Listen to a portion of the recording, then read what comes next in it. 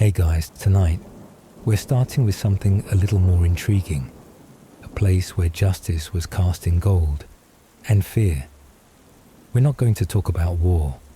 We're not climbing any pyramids. And no, we're not pretending to be Pharaoh tonight.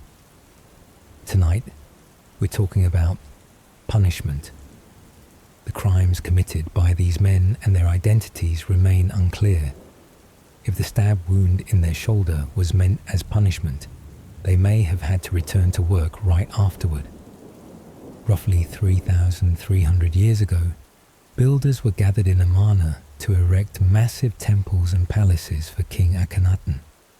This wasn't the kind of scolded for forgetting to do the dishes punishment, nor the stand outside the classroom for 15 minutes type. This was ancient punishment, the kind where you could be locked inside a sealed jar just for bad-mouthing the god Ra's hat.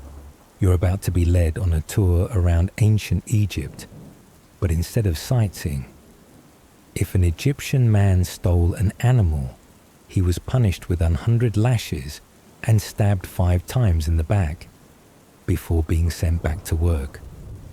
Peeking at a priest during ritual, or worse, dreaming that you kissed someone who wasn't your wife. No worries, I won't shout. There won't be any sudden music, just soft narration, a low murmur, like a faint moan from a wrongly punished mummy. So before you get too comfortable, take a second to like this video and subscribe, but only if you genuinely enjoy what I do here. And tell me in the comments where you're listening from and what time it is for you. It's always amazing to see who's joining us from around the world. Now turn off the lights, maybe switch on a fan for some gentle background noise, and let's take this journey together tonight. Imagine you just woke up. In the middle of ancient Egypt, the sun is blazing, the temple courtyard is full of sand, and someone is watching you, holding a whip soaked in fragrant resin. Welcome to ancient Egypt, where the gods don't joke, and every sin has a consequence, a very, very creative one. You wake up in an Egypt that has no tolerance for mistakes, not even the small ones. You open your eyes. Sunlight pierces through a curtain woven from dried grass. There are no windows, only the sound of ibis birds shrieking like they're warming up for choir, and the wooden clack of a temple gong echoing in the distance. You're a farmer living on the outskirts of Thebes. Your home has 2 things of value: a grain jar and a mother who believes deeply in the god Sobek. And you have just done something terrible. Not murder, not treason. You just accidentally knocked over a bowl of sacred oil that was being offered to the altar. And instead of admitting it, you wiped it up with the head priest's robe. In ancient Egyptian culture, sacred oil wasn't just perfume. It was divine breath, the very substance that helps a soul leave its body peacefully. The reason mummies smell fragrant before they decay, and you, the one who wiped divine breath with a priest's robe, are now being invited to the temple. To explain, you step through the temple gates. The statue of Anubis looks at you as if it's weighing your heart, liver, lungs, and intestines. A child is offering incense. A man is reading out a list of sins. You don't understand any of the words, but you hear your name and the phrase, disturbance of the Ma'at balance. Damn. You've just violated the worst thing possible. You disrupted the cosmic order. Your crime isn't big, but here no one is allowed to disturb balance. Not just to keep the gods happy, but to keep the Nile flowing, the sun shining, and the dead from crawling out at noon. You try to explain that you were just cleaning up a spill, but they already have you kneel. Maybe you think you'll be locked up or beaten. But no, they give you a goat head hat, and a confession scroll. You woke up this morning and found out you're getting punished. For the next 3 days, you'll have to wear that hat around the marketplace chanting out loud a repentance mantra. I spilled the light of the God and wiped it up with my own ignorance. Sounds light, but it's really a punishment of social, spiritual, and fashion proportions. The hat is heavy, the mantra is hard to pronounce, and the feeling that Ra is quietly laughing behind your back, it's very real. So you officially become a sinner in the eyes of the universe, all because your hand was slippery with oil. Tonight when you curl up on a mat full of sand, you'll think about it.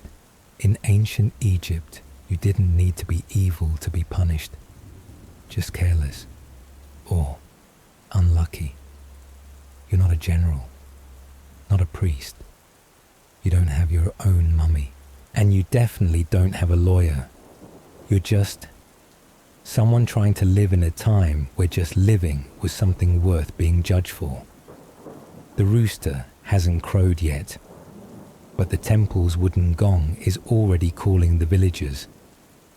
A guard stands at your door, someone says. You looked at the statue with the wrong kind of eyes. You ask, "What do you mean by wrong?" He replies, "You didn't tremble."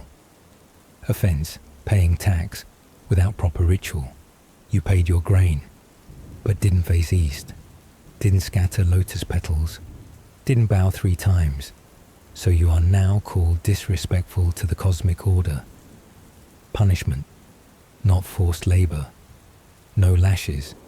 You are invited to say your name aloud before the entire village, followed by the phrase, "I have tipped the scale of Maat." But the scary part isn't the punishment. It's the way people look at you. No one speaks to you for 7 days. Your mother draws protective charms around the house. A child passing by covers their eyes. Even the dog barks more softly when you walk past. You're not beaten. You're not jailed. But you know you've been cut off from the rhythm the world moves in. The first night after your confession, you can't sleep. Not because of the sand wind, not because of the bed bugs, but because you dream of being weighed. On one side your heart, on the other the feather of Maat, and you wake the moment the scale tips. The next morning you speak less. You don't dare look anyone in the eye, and when you pass the temple, you automatically bow even when the temple is closed. You've learned something. Punishment doesn't end after it's over. It lives on in your heart, in your dreams, in the constant awareness that every action might tip a scale you can't see. In ancient Egypt, law wasn't written on paper. It was written in the gaze of a god statue, in the whispers at the market, in your mother's silence when you come home late on a full moon night. And you know well next time if you make a mistake, they might not ask you to apologize. They might just silently not come to send you off when you die.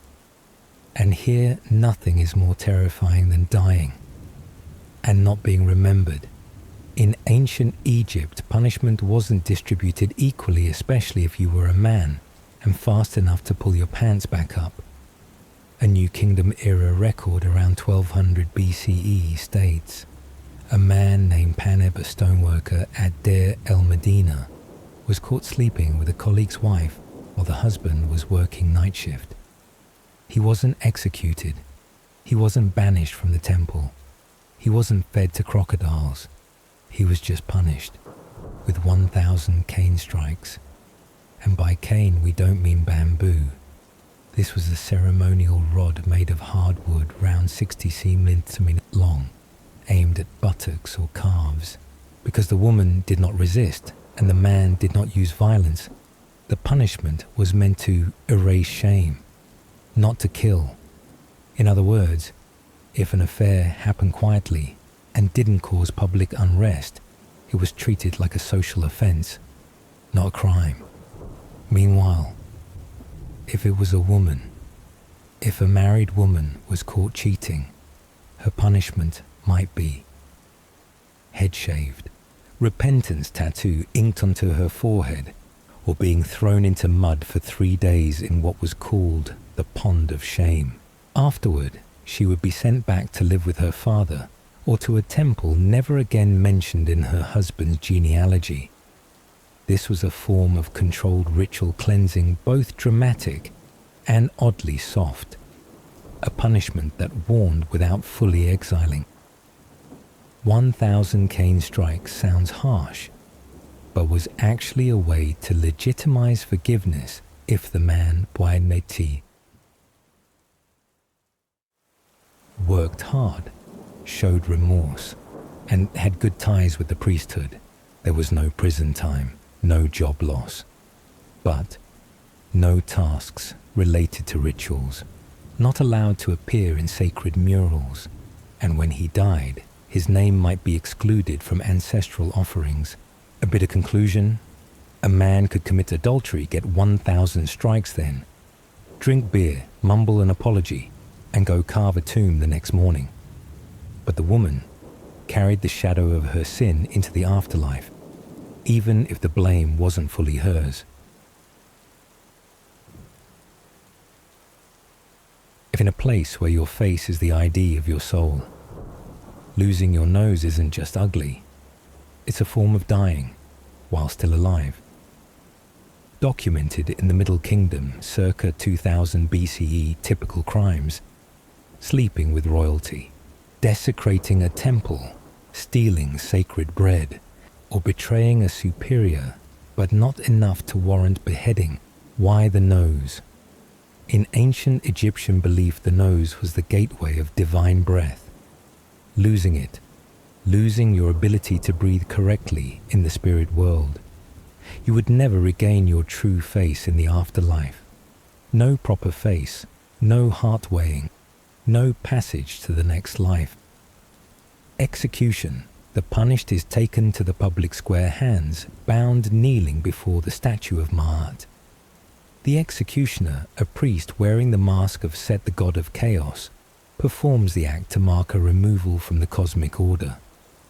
After the cut, the person's face is smeared with Nile mud, then exiled from the village, forever nameless. And if you think, at least they lived. Those who lost their nose often wandered no temple, no family, no one calling their name. Because when people saw them, they saw the fear of what happens when you cross a line.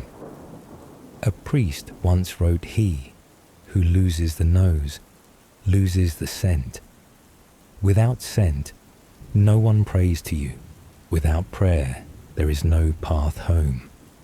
This punishment was so severe, even the gods looked away. Some temples recorded that if someone's nose was cut, no incense would be burned for 3 days. Priests had to cleanse themselves 7 times before resuming rituals, because the cut leaves an echo in the air. It didn't kill, but it took away the right to be seen, to be heard, to be named. It turned a living person into a silent warning that crossing certain boundaries meant you'd no longer belong to any world. Mummified by incense, preserved alive without dying crime, polluting the temple with one's bodily odor. If you entered a sacred space with a too mortal smell, you would be imprisoned for 3 days in a sealed room constantly burning incense. Sounds like a spa? No. This was a room smaller than a wardrobe with 4 charcoal burners of agar wood, completely sealed. You didn't die, but when you came out, you were very fragrant, very dizzy, and very out of breath. This punishment was for those who were disrespectful by scent, a reminder to all that the gods have noses.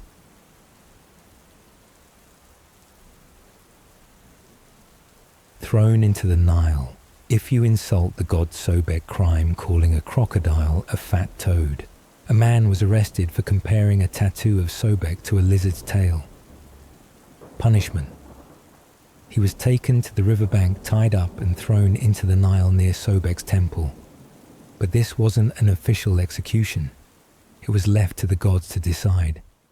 Some survived and were called forgiven. Some didn't.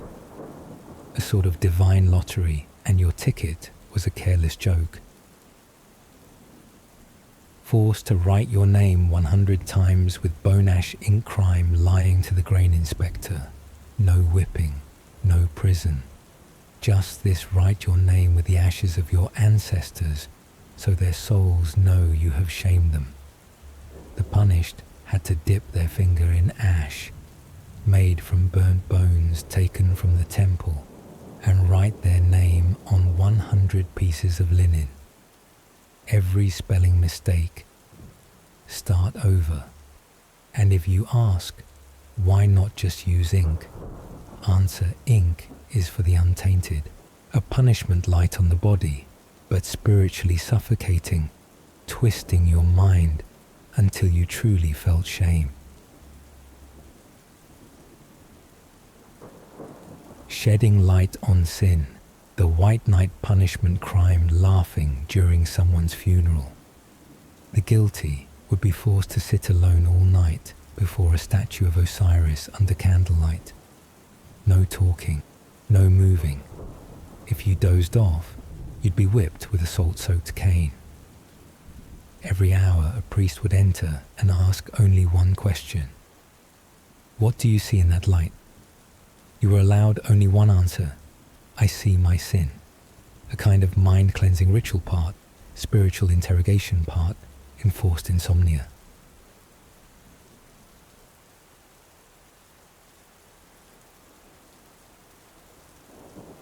Wearing the goat hat, chanting a shame spell through the market crime, complaining about the price of bread, labelled as disturbing social order because words could cause unrest, punishment. Wear a goat horn hat made of wood. Carry a wooden sign reading, I said something that displeased the god Ra and the bread vendor too. Walk 3 laps around the market. No covering your face. This wasn't just a punishment. It was an ancient Egyptian living meme where you became a walking lesson so others could laugh, then look away. Stealing sacred animals, especially cats' punishment. Hanged upside down on a public pole for stealing a holy cat. Crime stealing, a cat. Not a regular cat, one wearing a bronze collar, a sign it belonged to the temple of Bastet. The criminal, a poor potter starving, saw a fat sunbathing cat outside Bastet's temple. He thought, I won't eat it. Just bring it home to catch mice. 3 minutes later, he was caught. The cat had meowed like a trumpet of judgment. Punishment. He was tied upside down on a central square pillar. Behind him, a sign read, The fool who stole one beloved by Bastet. Anyone passing could throw ash raw rice or cat fur at him. That's not all. After being untied, he had to wear a robe made of shed cat fur and guard the temple for 7 nights. If the sacred cat turned away, he wasn't forgiven. Some waited for weeks, not because the sentence was long, but because the cat refused to look at them. He who steals what is worshipped shall lose his shadow under the sun, meaning no one will walk beside you, even your shadow gets lonely.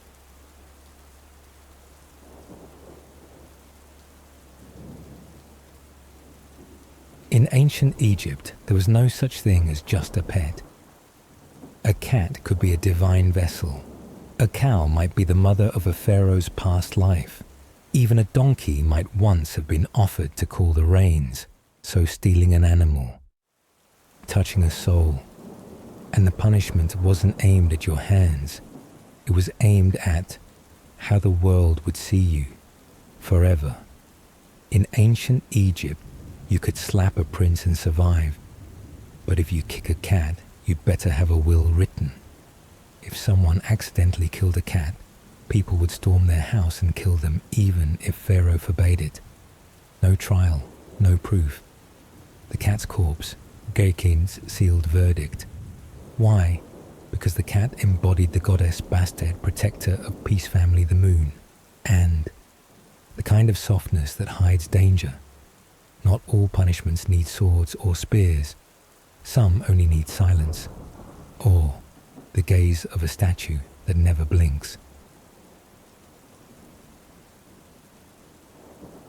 Enforce silence, Thoth silent sentence crime. Accidentally correcting a sacred verse during a public recitation. No beatings, no scolding. The offender loses the right to speak for 14 days. No greeting anyone. No singing, no chanting, not even smiling. If you accidentally make a sound, your mouth is smeared with clay and must stay that way all day.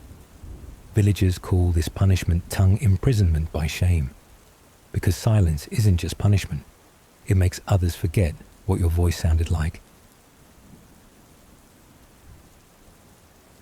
As night grave watch, until the soul hears your repentance crime. Blaspheming the dead or mocking a funeral, the guilty is assigned to sit outside a grave until sunrise. No sleep, no closing eyes. A small statue of a mummy is placed beside them. A wooden board reads, "Sit until you feel a presence." Some only had to sit one night. Some sat until their minds unraveled, claiming to have seen something move in the dark.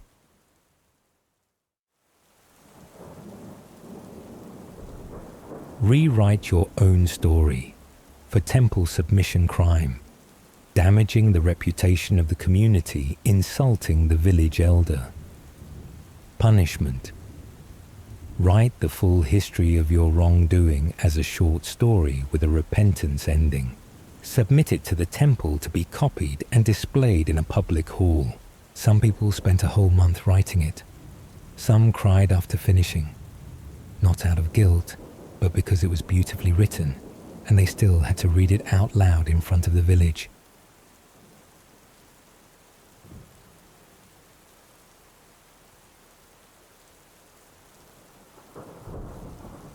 "3 days of being watched, the strongest psychological punishment ever used. Crime, falsifying talismans, or mispronouncing a god's name during ritual. The offender must sit for 3 full days in a small shrine surrounded by 3 statues of gods. Each statue has highly detailed black crystal eyes. No one speaks to you. You simply sit and get watched. On the 3rd day, the shrine warden asks one question. Have you seen anything inside yourself? If you answer wrong, you must sit longer. If you stay silent, you must rewrite the question in your own blood. No bloodshed, no knives, no whips, but something far more painful. Judgment through belief. Not killing the body, but grinding the spirit with eyes silence and orchestrated loneliness. Punishment isn't just for deterrence. It's to remind you, even if no one touches you, you can still fall apart if your heart knows it's wrong and no one has to say it aloud. In ancient Egypt, if you were a priest, you weren't allowed to be wrong. Not because you were perfect, but because you were the only one allowed to beg for forgiveness.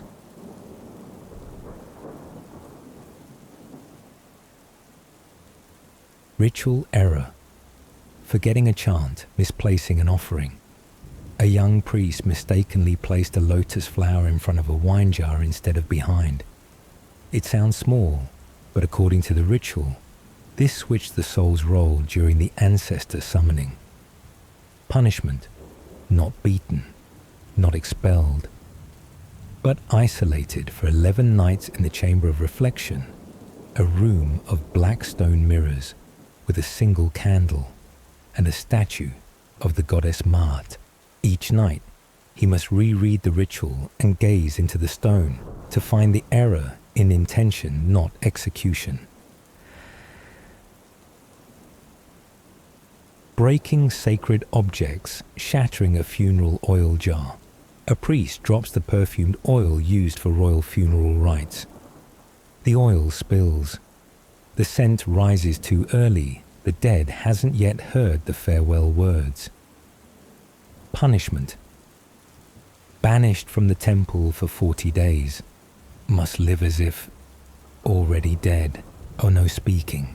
Oh, no eye contact. Oh, each morning burn incense in front of a mirror and whisper, I am the one who made death incomplete. After 40 days, the priest may return, but only to the temple gate. Never again allowed to touch offerings.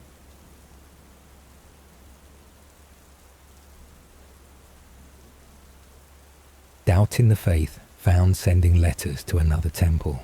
A priest is caught secretly corresponding with a priesthood in Karnak, asking how to update the ritual scripts. Punishment. No execution, no public shame, but summoned at night to the chamber of shadow weighing, where a stone table features the god Thoth, holding scales, and a statue of a cat beside him. There the priest must place a hand on their own head, close their eyes, listen to their letter being read aloud in the voice of the youngest novice in the temple. Then they must kneel and copy the letter using tears and ashes, creating 3 copies. 1 for the temple. 2 1 sent to their family. 3 1 buried with the cat statue. Maimti. Final punishment, erased from the ritual list. This is the most brutal of all. No blood, no prison, no public declaration. Just the next morning, when the ritual schedule is read aloud, your name is no longer there. No one calls your name. No one hands you offerings. And when you ask, they simply bow as if they didn't hear you. You're not expelled from the temple. You're not punished. You're made to disappear. And in the end, for an Egyptian priest, death is not the most terrifying fate. Not being named in a ritual is. Not being allowed to touch sacred objects. Not being able to see the gods means not being forgiven. In a world where the priest is not just a servant, but a bridge between worlds, one small mistake doesn't cost you your position. It costs you the right to exist after death. Not all punishments need swords or spears. Some only need silence, or the gaze of a statue that never blinks. Enforce silence. Thoth's silent sentence crime. Accidentally correcting a sacred verse during a public recitation. No beatings, no scolding. The offender loses the right to speak for 14 days. No greeting anyone. No singing, no chanting, not even smiling. If you accidentally make a sound, your mouth is smeared with clay and must stay that way all day. Villagers call this punishment tongue, imprisonment by shame. Because silence isn't just punishment. It makes others forget what your voice sounded like. Night grave watch, until the soul hears your repentance crime, blaspheming the dead or mocking a funeral. The guilty is assigned to sit outside a grave until sunrise. No sleep, no closing eyes. A small statue of a mummy is placed beside them. A wooden board reads, "Sit until you feel a presence." Some only had to sit one night. Some sat until their minds unraveled, claiming to have seen something move in the dark.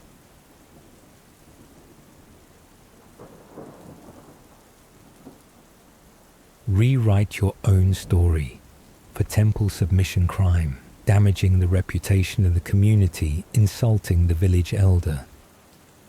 Punishment. Write the full history of your wrongdoing as a short story with a repentance ending. Submit it to the temple to be copied and displayed in a public hall. Some people spent a whole month writing it. Some cried after finishing. Not out of guilt, but because it was beautifully written, and they still had to read it out loud in front of the village.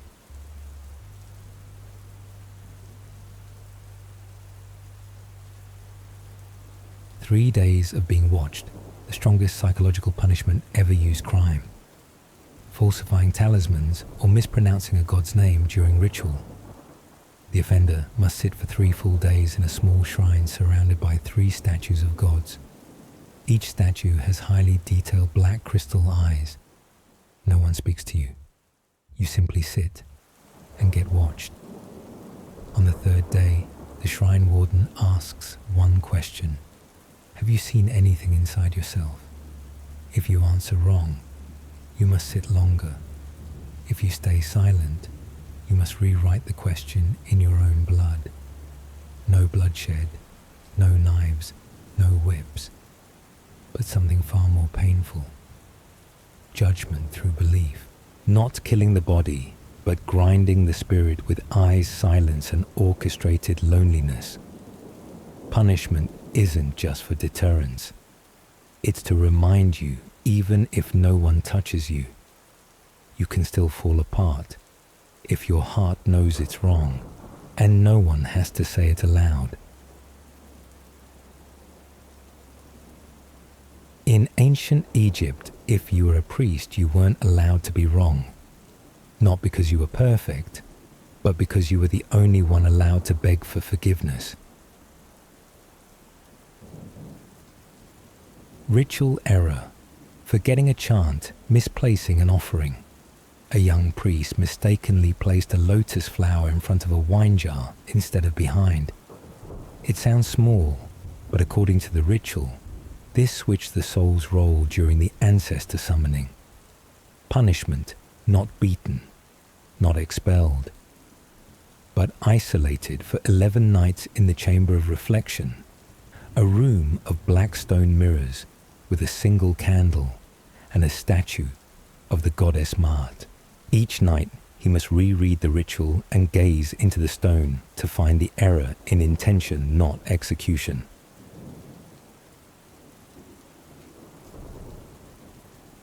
Breaking sacred objects, shattering a funeral oil jar. A priest drops the perfumed oil used for royal funeral rites. The oil spills.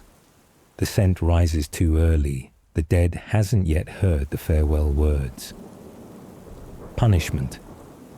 Banished from the temple for 40 days. Must live as if already dead. Oh, no speaking. Oh, no eye contact. Oh, each morning burn incense in front of a mirror and whisper, I am the one who made death incomplete. After 40 days, the priest may return, but only to the temple gate. Never again allowed to touch offerings. Doubting the faith, found sending letters to another temple. A priest is caught secretly corresponding with the priesthood in Karnak, asking how to update the ritual scripts. Punishment. No execution, no public shame, but summoned at night to the chamber of shadow weighing, where a stone table features the god Thoth, holding scales and a statue of a cat beside him. There the priest must place a hand on their own head, close their eyes, listen to their letter being read aloud in the voice of the youngest novice in the temple. Then they must kneel and copy the letter using tears and ashes, creating 3 copies. 1 for the temple. 2, 1 sent to their family. 3, 1 buried with the cat statue. Final punishment, raised from the ritual list. This is the most brutal of all. No blood, no prison, no public declaration. Just the next morning, when the ritual schedule is read aloud, your name is no longer there. No one calls your name. No one hands you offerings. And when you ask, they simply bow, as if they didn't hear you. You're not expelled from the temple. You're not punished. You're made to disappear. And in the end, for an Egyptian priest, death is not the most terrifying fate. Not being named in a ritual is. Not being allowed to touch sacred objects. Not being able to see the gods means not being forgiven. In a world where the priest is not just a servant, but a bridge between worlds, one small mistake doesn't cost you your position. It costs you the right to exist after death.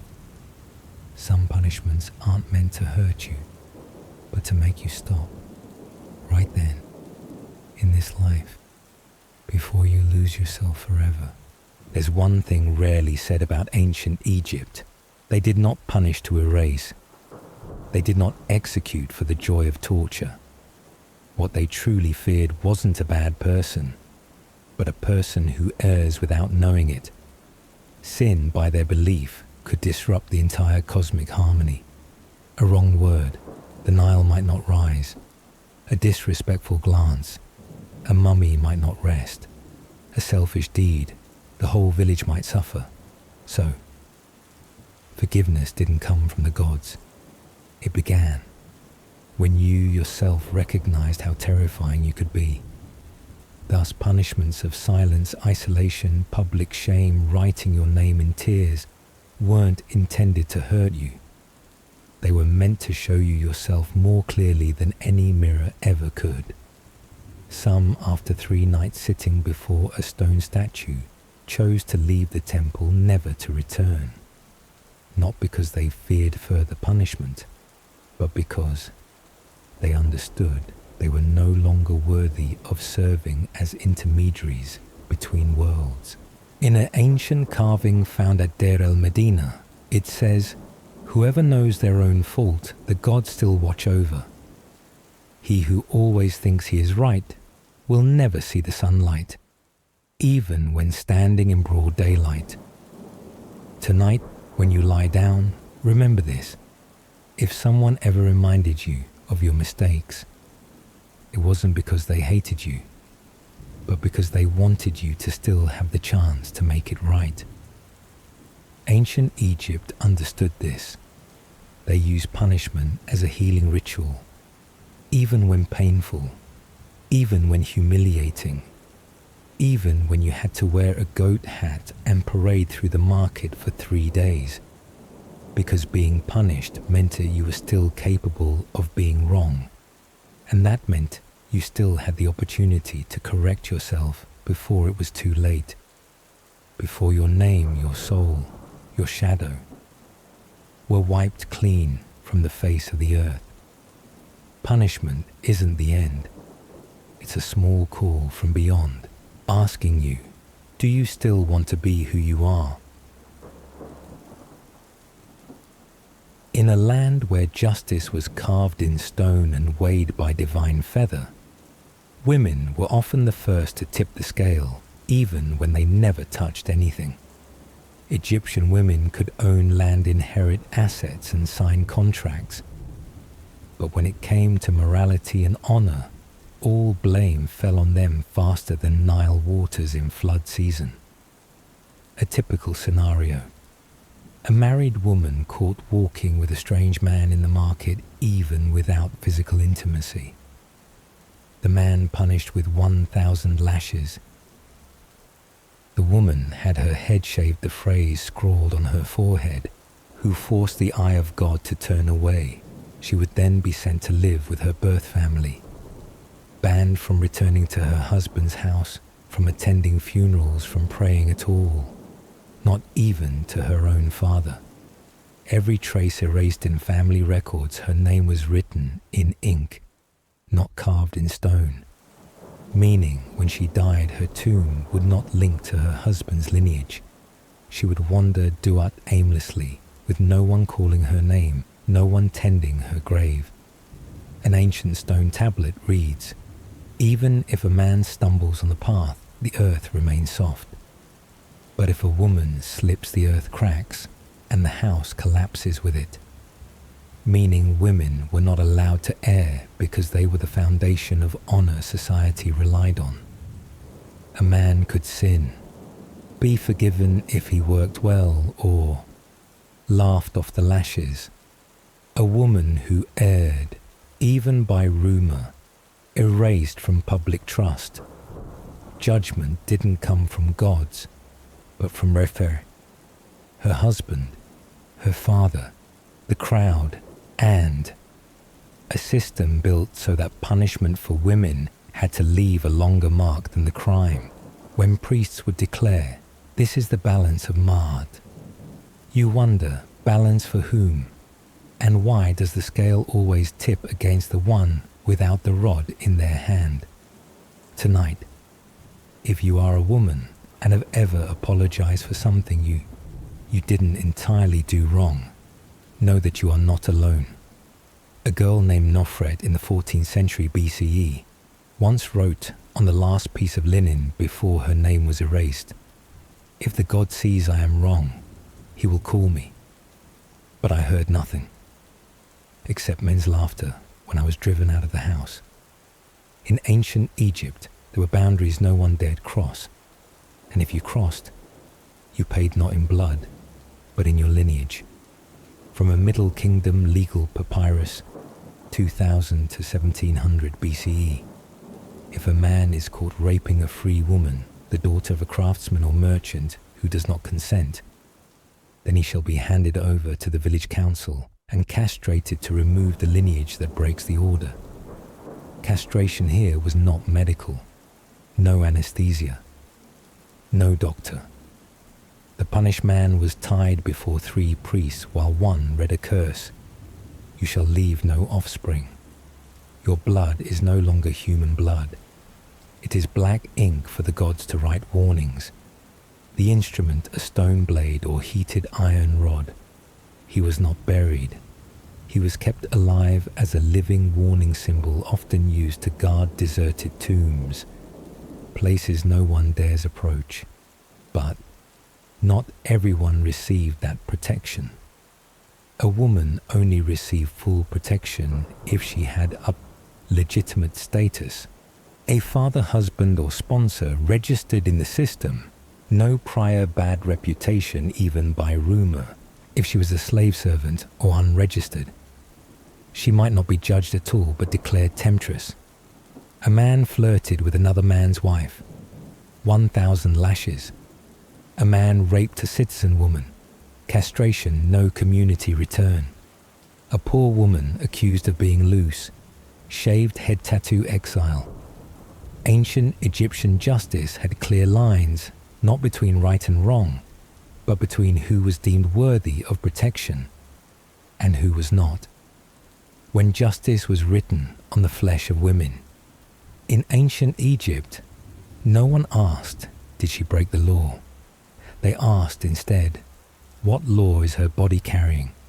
Because a woman's body was not just judged, it became a stone tablet upon which society carved the image of public deterrence. Head shaving, not for grooming, but to display guilt.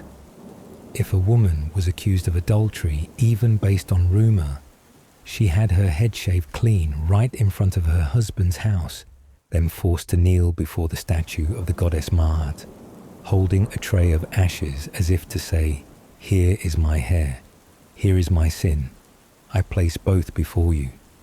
In Egypt, hair was not just appearance. It was a symbol of virtue, one's personal crown. Shaving it, stripping that crown, erasing one's place in society. Tattoos for leading others into sin. If a man committed a crime, he was beaten.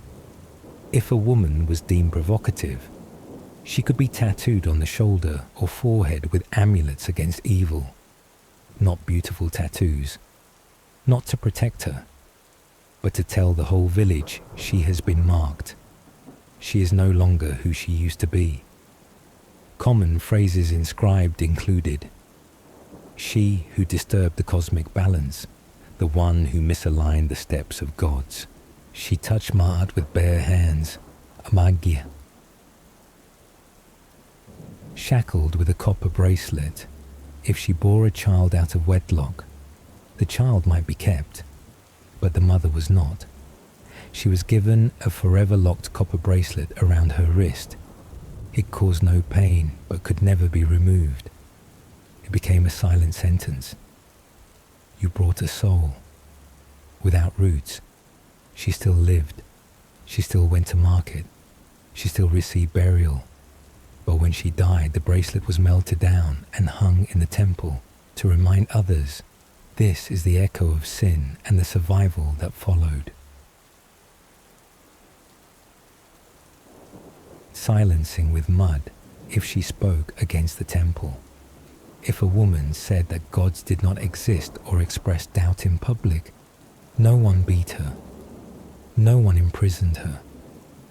They led her to the river, smeared Nile mud in her mouth, then forced her to sit facing the temple for 3 days without washing it off. Her mouth dried, chapped. Tears fell down her mud-caked cheeks.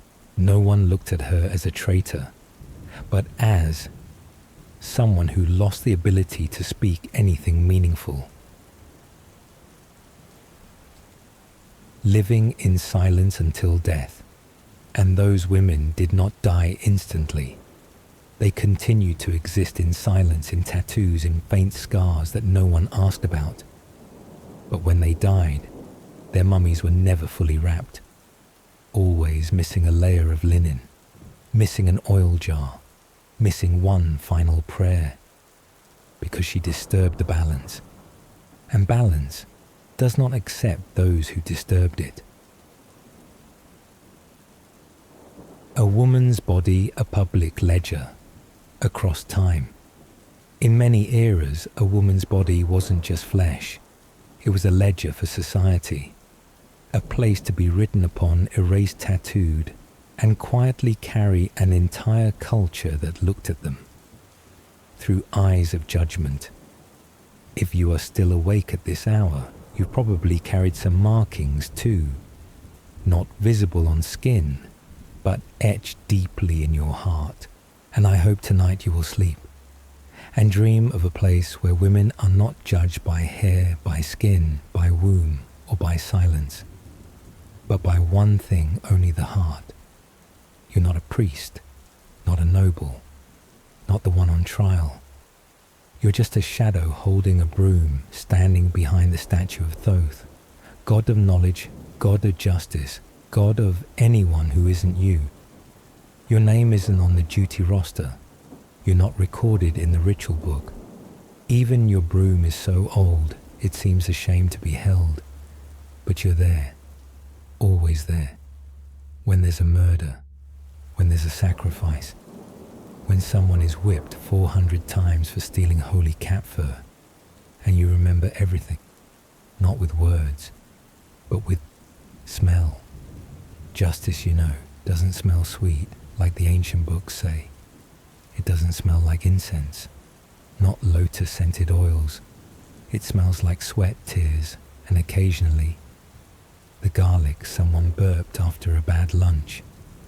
You wipe up blood with your hands, scrub off curses with rags, scoop ashes with baskets, and avoid eye contact with every ounce of skill from someone who isn't supposed to be present.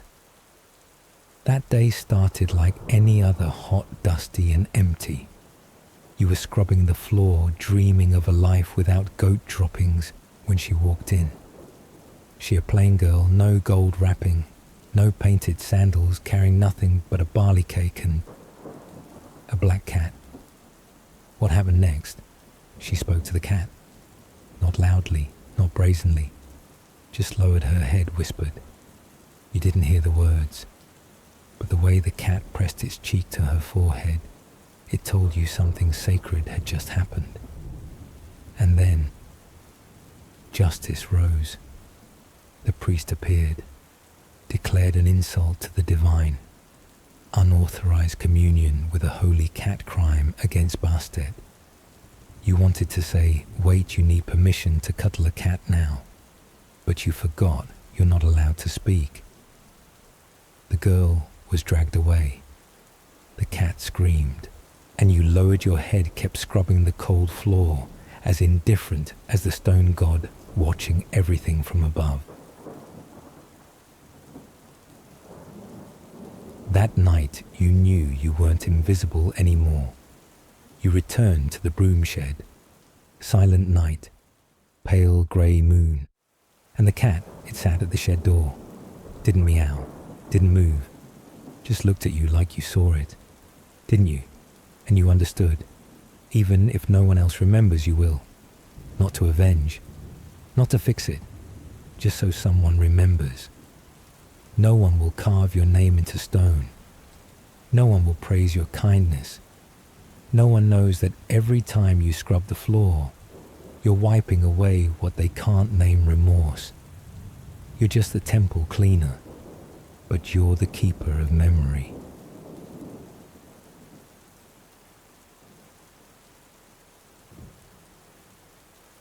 If anyone asks what is justice in ancient Egypt, you will silently answer, it's what cats remember people forget and only slaves still carry. You weren't looking for anything. You just intended to clean, as you do every day, sweeping, dust-polishing statues, avoiding the holy cat's gaze and the high priest's bored stare. But today, you've been assigned a new task. Go up to the top room. Clean the silent room. Sorry, what a room. Even the gods ignore. The silent room isn't on any map. It lies behind the library past the statue of Thoth, its nose chipped off across 3 flights of stairs, and a wooden door falling off its hinges. It has no lamps, no incense, no sound, only a mound of sand up to waist height. You stand before it, broom in hand, as if preparing to battle a monster made of silence and throat scratch. One sweep, you uncover a mask, not a funerary mask, not a child's toy. A clay mask, jaws open as if screaming but without eyes. No nostrils, no straps. Only one thing, a crack running down the forehead, as if it too was judged. You look at it. It looks at you through empty eye holes. You shiver. Then continue sweeping, because your wages don't buy the right to fear. The things buried in the sand are not human bones, but unspoken words. You bring out a small wooden board carved. She's not guilty. She just loved the wrong cat. By a half-burned scroll of papyrus cut off mid-sentence. We cannot continue to pretend. A rudimentary collar of woven thorns broken in half, still caked in sand, as if hastily removed from someone's neck. You don't ask why those things were buried, because you know the answer will come, in the form of being called down to clean the mummy storage. This room not meant for keeping, but for erasing. You stop sweeping, sit down. Sand coats your clothes, your neck, your arms, your ears. A grain falls into your eye, and you don't know if it's sand, or if it's from someone who once cried here long ago. On the walls are faint inscriptions erased and recarved.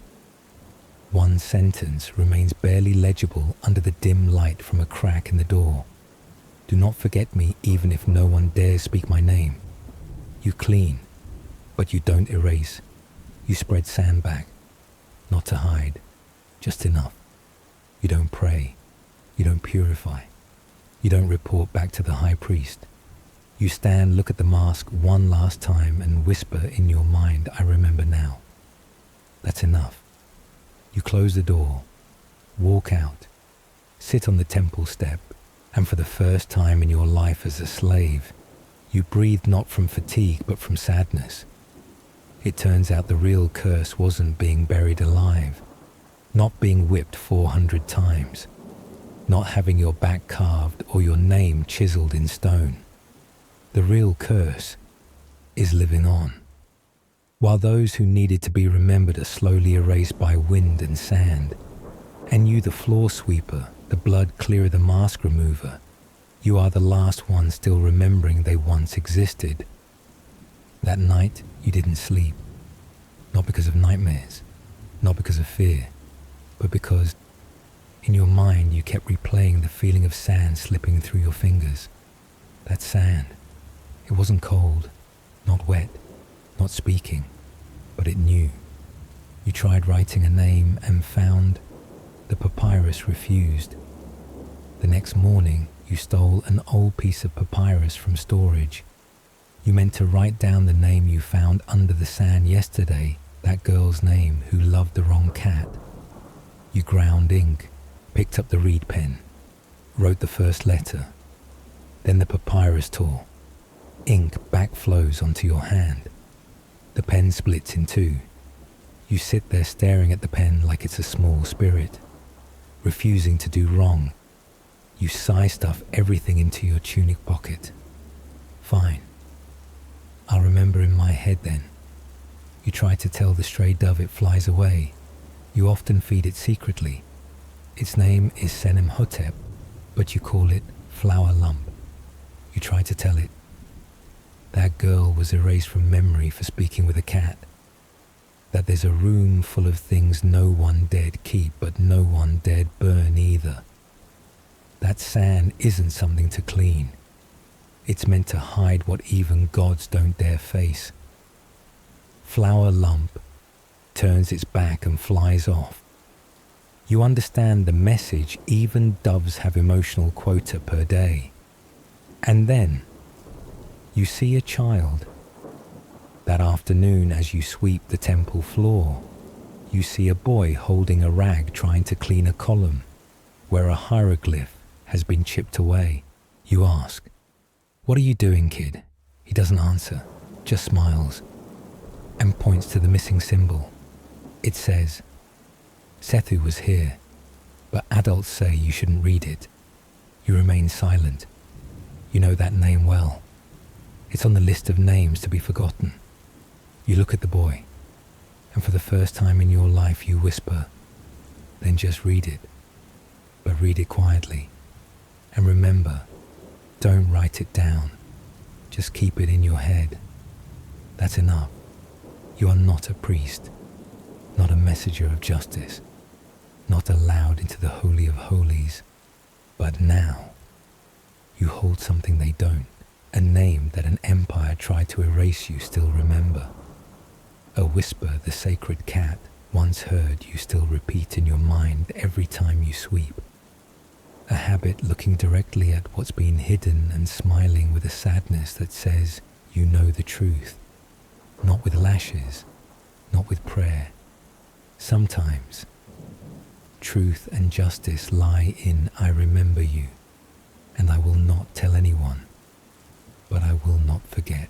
You were assigned to sweep the courtroom hall, not because anyone believes you're innocent, but because the broom you hold is said to be blessed by the gods. It sweeps sacred dust more gently than others. And so, you stand there by the gate among 27 white-robed priests, and a woman about to be judged for, spilling water on the image of Sobek, the crocodile god. Doesn't like getting wet. The trial begins, and you realize no one is listening to anyone. Priest 1, accused. "Do you have anything to say in your defense?" The woman, "Sir, I was just cleaning the statue. My hand slipped, water splashed." Priest 2 interrupts, confession of defilement. Priest 3 is dozing off. Priest 4 is recording minutes, but instead of the testimony, he's writing down the lunch menu. Priest 5 leans over and whispers to you, "Hey, is that the smell of fish water? Or did I forget to wash my hair?" You take one step back, not out of fear, but because you understand this is not a trial. This is a performance. For whom? For the gods, who are currently taking a nap. A giant statue, 3 adults tall, sits in the center. Eyes made of ruby mouth shut, tight forehead, inscribed, "I know all things, but I don't owe anyone an answer." You look at the statue. The statue looks into the void. You wonder, is he listening to this case or reviewing the sugarcane offering from the next temple? And then, the sentence is declared before the reasoning is even asked. Priest 6 nods. For the offense of desecrating Sobek's image, the sentence is carry water from the lake to the temple for 40 days. With a cupped hand. The woman looks bewildered, but it was the temple that assigned me to clean Priest 2. No excuses. Order is order. You watch silently, and you understand. In Egypt, often no one needs you to be right. They just need you to fit some pre-written report. And you, the voiceless, are the one who hears the clearest. You hear the woman's sigh, the cloth falling to the floor, the sound of someone who once believed in justice, now just wanting to finish and feed her goats. You crouch down, pick up the rag, place it back on the tray, then whisper to her just loud enough that no one hears. Next time wipe Sobek with a dry hand, or when no one's hungry. She smiles, a crooked smile, but real, as if someone still heard her.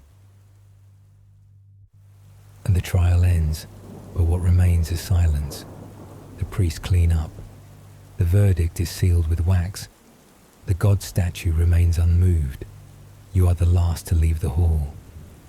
Before shutting the door, you glance back to where the woman stood. On the floor, a small footprint left in wet sand. You don't wipe it away. You leave it there. Because maybe that is the only thing left from someone who once tried to explain something, but no one cared to hear. That day began with an inventory. Records from the Grand Temple were delivered, each wooden tablet carved with the name of someone judged, someone pardoned, someone waiting to be transferred to a higher altar. You, the one who sweeps the courtyard, were tasked with wiping down each tablet so the sacred ink wouldn't mildew. You cleaned the first board. You saw the name, date, offense, punishment, priest signature, the god seal. Second board, same thing. Third board, a little faded. Fourth board, nothing at all. Just one hastily carved line. Those without name shall not confess, shall not be pardoned, shall not be remembered. You froze. You wiped again. But the line didn't vanish. The more you wiped, the clearer it became. No name, no sentence means you don't exist. You asked the priest in charge of the archives, what was this person's offense? No record. Were they tried? No verdict. So, are they dead? Not sure. Then, move on to the next page. And then you realized there were many like that. No official verdict, no name, no summons, no grave, no scent. Just a few things they left behind.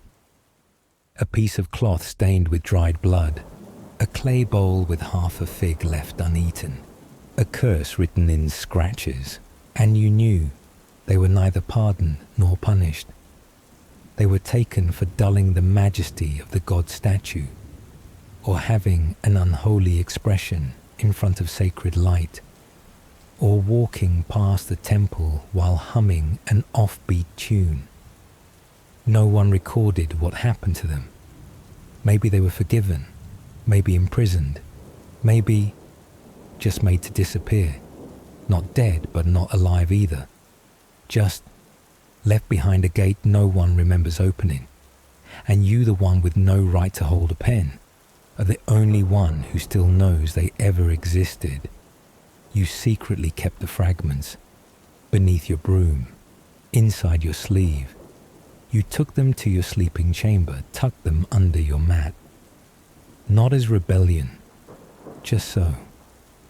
They wouldn't be swept away from history along with the dust. You didn't carve their names into the board. You just marked the wall with a single line, a /A scratch A circle. Whatever felt right. So if someone ever asks, was anyone ever here? You can point to that line and say, I don't remember their name. But I remember they were afraid. The end is not death. It is when no one knows you were ever here. You go to sleep. In your dream, you see yourself in a courtroom. No one questions you. No one accuses you.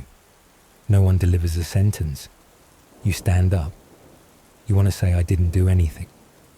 But no one listens, because your name isn't in the records. The next morning you wake up. Dust has settled on your hands. A small ink stain still clings to your sleeve. You don't know whose it is. Only that it's not recorded in the chronicles. And for that reason, it now belongs to you. You don't know when the sky began to change color. You only notice the flame in the oil lamp turning softer, less provocative, as if it had just received a signal. All right, it's almost morning. You don't have to hold out alone anymore. You look out toward the tomb. Hallway. Everything remains in place. No one appears. No doors open. No second knock. And in that silence, you finally realize you've been sitting all night with yourself. No magical charms, no assistant, no sacred blade, only an old walking stick, a small scratch on the edge of the wall, and questions that no longer wish to be answered. You look again. Beneath your feet is a fresh trail of sand, where you once knelt to read a carved line. In your hand is dried ink from a name no one wants to say. Inside you is a sadness no one ordered you to carry, but you carry it anyway. You glance into the high priest's bronze mirror, which you borrowed secretly. You see nothing special. Still you tangled hair, red eyes, ash on your nose, and the scent of failed sun-dried fish. But behind that thin layer of smoke, there's something that looks like a person who's begun to understand not all wounds need justice. Some only need to be acknowledged as real. And you learn something not from scripture, but from the night no one lives to be fully understood. No one dies exactly when they're ready, and no one completely understands another even after guarding them all night. You are not the temple's main character, not the one on trial, not a god. You are the one still awake. Haichichi. At sunrise, you realize you're still here, and that is a victory. You stand up. The broom is still leaning against the wall. The ritual blade is still asleep in the basket. You don't need to do anything more. No need to clean blood. No need to justify. No need to remember anymore. Just touch your own heart and find it still warm. And if someone asks you what day it is today, you will answer, "It's the day I didn't do anything wrong and didn't need anyone to prove that for me." You didn't expect anything from that night. Just another ordinary day, waking up early, wiping God statues, scrubbing away the smell of old blood, avoiding the holy cat's gaze, and holding your breath when the priest flings water and misses his mark. You didn't ask for dreams, because in Egypt, dreams are not something to flaunt. Dreaming means seeing what shouldn't be seen, hearing what no one dares say, and remembering what society has carefully erased from collective memory. But that night you dreamed. No smell, no color, no clear border between dream and waking. Only a name, floating in the air, not carved in stone, not printed on papyrus, just appearing like morning dew on a cheek. You didn't read it aloud, didn't dare. Just stood watching it silently, like standing before a name once burned from a temple, yet still remembering its first syllable. And then they came one by one. No one knocked. No one introduced themselves. They just sat beside you. The woman punished for wetting the foot of the god Sobek statue.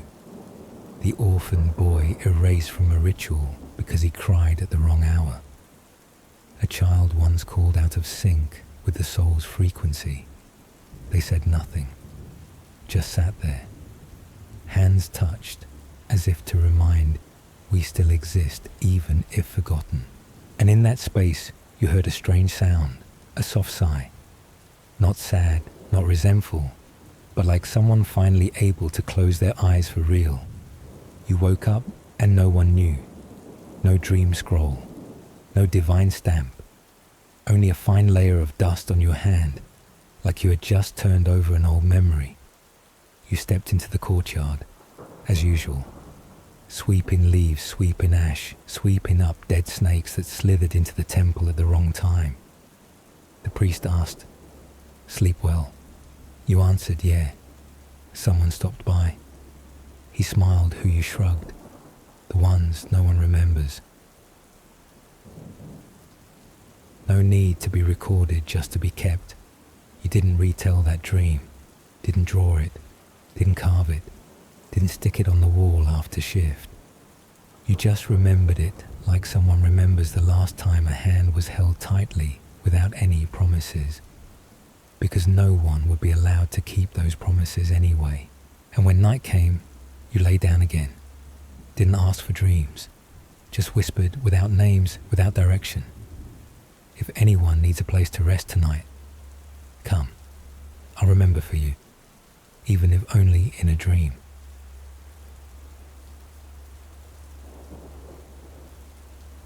You started getting noticed, not because you did something wrong, but because you didn't forget. In a society where forgetting is required memory, even just a sliver becomes a dangerous act. You said nothing, but your eyes spoke for you.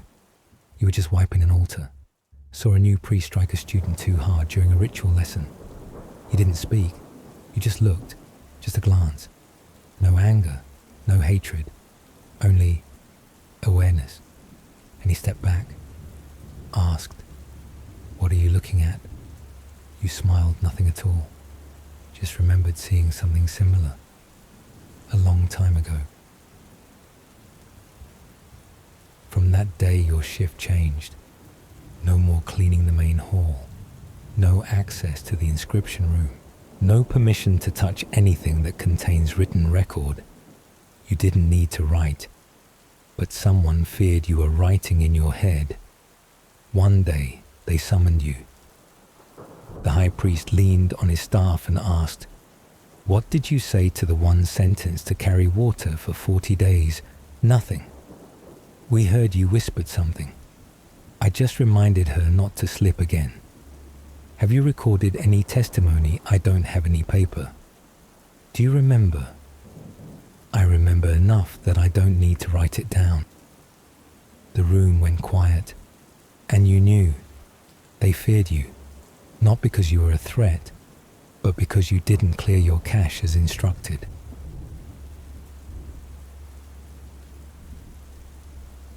You were reassigned to clean the room of broken stones. No statues, no people.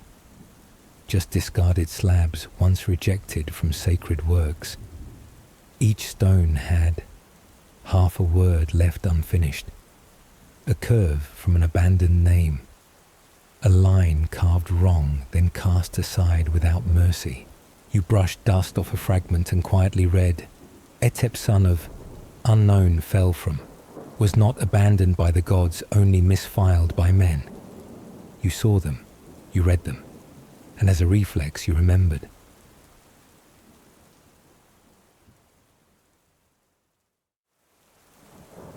And then the punishment came without warning.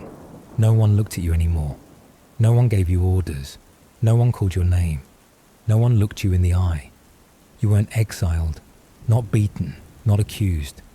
You simply became something the system knew existed, but pretended not to see. They didn't forbid you from remembering. They just left you to rot in your own memory.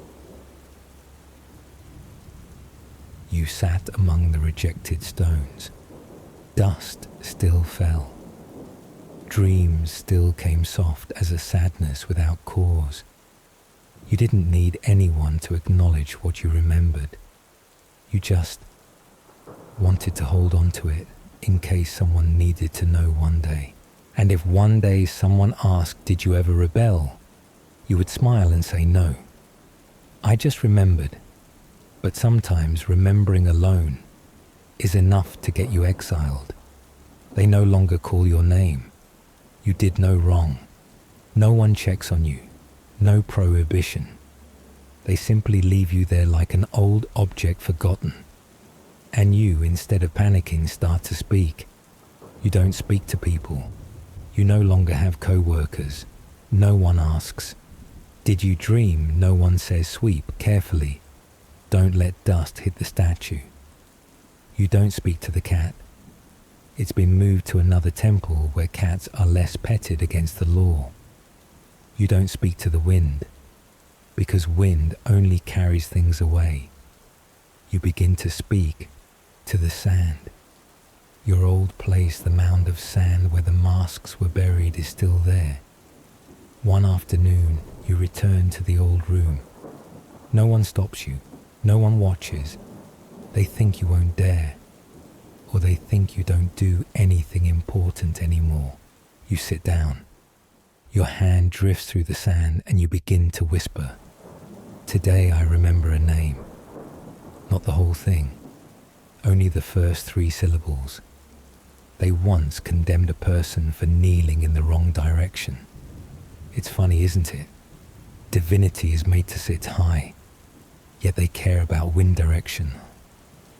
And don't tell anyone. I tell it only to keep it alive. The sand doesn't respond, but it stays. You try to dig a little. You don't search for anything. Just feel. For the first time in many days without being called, you hear your own breath echoed back in the warmth of the earth. No words, no sound, just not being rejected. You begin to go there every day like an uninvited ritual. You bring a piece of bread, a discarded scrap of papyrus, a small stone picked from the courtyard in the sun. You place each item on the sand like an offering, not given to anyone, but to say these things are worthless, like me, like the girl whose name was forgotten. But we are real. Then one day something strange happens. You finish speaking, stand up, walk away, and when you turn back there's a gentle curve in the sand, a mark, like a letter. Unclear what it is, but not caused by wind, and no one else could have entered the room. You kneel down, touch it. The sand is cold, your hand is warm, and you smile. For the first time, after being regarded as a silent object, you feel heard. When the world doesn't respond, but also doesn't erase you, you realize not everything needs to be carved in stone to survive. Some things just lie in the sand, breathe silently with the wind, and are still there if someone chooses to remember. You don't need an audience, don't need a court, don't need a ritual. Just a corner of sand and a quiet day is enough for you to keep holding on to things others deem unimportant. You once thought a name existed to call someone, like, "Hey, go sweep the courtyard. Bring water to the statue of Ra." You over there with the mop don't yawn anymore. But then, when your name is no longer called, when no one remembers you, you understand a name is meant to save you from losing yourself. The first name you hold on to is a broken name carved on a fragment of stone. Setepum. No family name, no ritual lineage, no ceremonial record, just a carved trace like the writer was in a hurry or crying. You don't try to guess the full name, you just assign it a tiny sign in the sand. A dash, a crescent, a dot. From that day on, you start drawing that mark whenever you remember someone. No letters, no words, no written record. Just a tiny symbol you draw with your finger in the sand after telling a story. Like today, I remember a girl who once sang the wrong prayer hymn. No one remembered. Yesterday, I remembered the look of the man punished for carving a too lively cat statue. And then one day, you too forget your own name. No one calls you. No one writes your name. No one even checks who's sleeping in the broken stone room behind. You don't feel surprised, just a bit breathless, as if you looked into a bronze mirror, saw your face, and realized you no longer have the voice to call your own name. You kneel, and for the first time draw a mark for yourself. Not for anyone else to know, not for proof, just as a promise I will keep myself if no one else does. Because sometimes a name doesn't need to be spoken. It just needs to not be forgotten. You no longer remember every name. You don't need to. Because to you, each person is a small mark, a slice in the sand, a trembling line in your heart, and a story never told fully. You are not a historian, not a priest, not the one passing judgment. You are the keeper of the traces of names and promise never to erase them, no matter how the sand drifts, no matter if the gods turn away. You've walked with me for a long way. From the moment you were just a shadow, no one noticed in the stone hallway, holding a broom and keeping your mouth shut, to the strange courtroom where everyone spoke but no one listened, to the dream with a name no one dared say aloud, to the pile of sand where you told stories to the only thing that still knew how to be silent. You never raised your voice, never stood in the center of the temple beating your chest in protest, never did anything great. You simply stayed when others left, remembered when others tried to forget, recorded when you weren't allowed to write. And then one day, like any other, you find yourself walking out of the sand room. No one calls, no one stops you, no one asks, "Where are you going?" You don't answer, not because you don't know, but because it's time to leave in silence the way you always lived.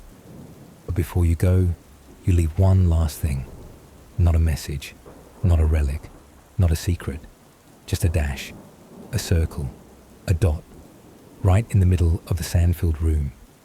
No one understands, no one cares.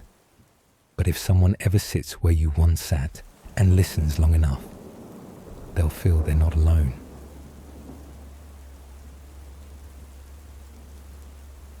There's no applause at the end, but there is gratitude. No gods appear to reward you. No priest changes his mind and carves your name into stone.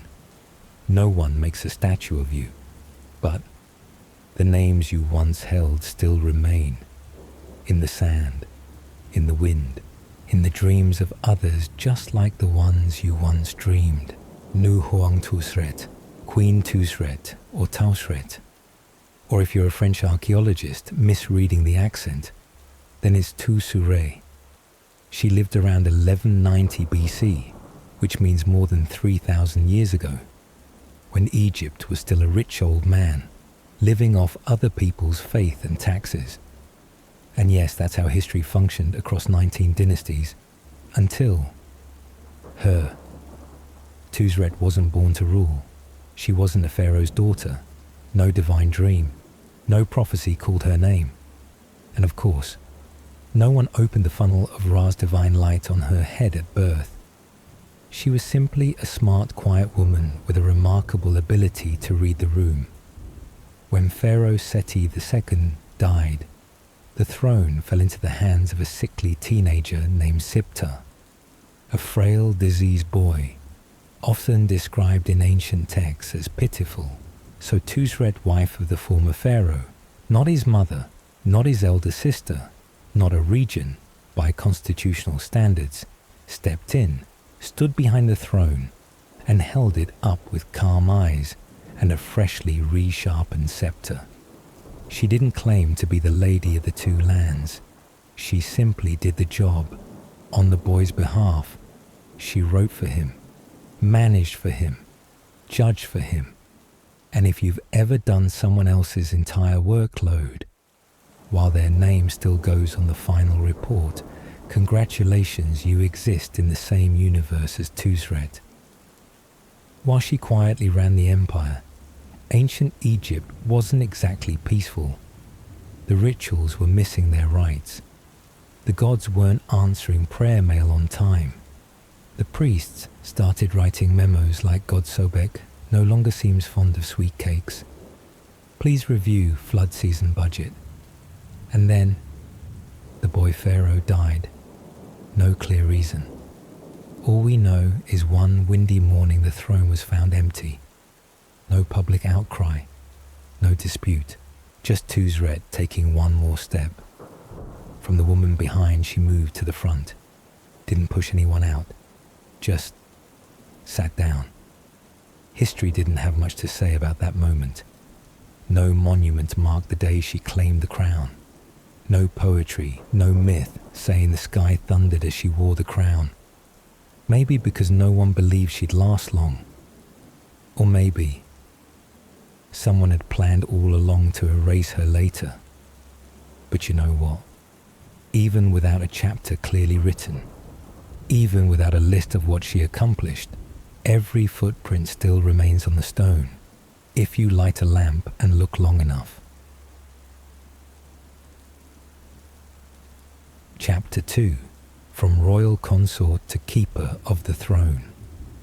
If history were a play, this would be the moment when the lead actor collapses.